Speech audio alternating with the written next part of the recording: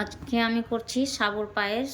তো দেখো, সাবুগুলোর দানা কিন্তু অনেকটাই বড় বড়, এই যে দেখতেই পাচ্ছ। তো এটা হচ্ছে সাবুর পায়েস করেছি ঠাকুরের জন্য। তো একটু এলাচ দিয়েছি, খেজুরের গুড় দিয়েছি,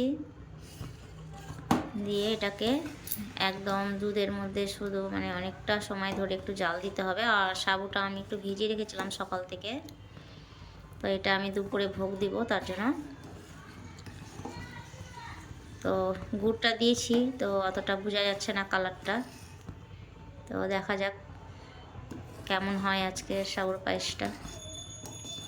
তো এর আগে করেছি কিন্তু পায়েসটা করিনি, তো আজকে পায়েসটা যেহেতু করছি।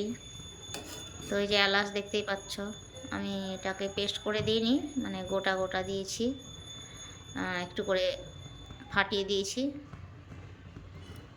তো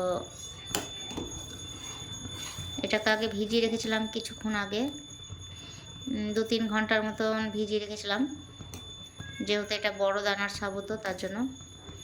ছোটো দানার সাবুটা বেশিক্ষণ না ভিজালেও চলে, ওটা হয়ে যায় তাড়াতাড়ি, কিন্তু এটা অনেকটা সময় লাগে তার জন্য। আর এটা শুধু দুধ দিয়ে করছি আমি, দেখতেই পাচ্ছ দানাগুলো কতটা বড়। তাও মনে হচ্ছে ভিতরটা একটু কাঁচা আছে, এখনও হয়নি, তো আর একটু সময় লাগবে করতে। এটা করতে একটু সময় লাগে। তো এটা ঠাকুরের কাছে আজকে ভোগ দেবো দুপুরে।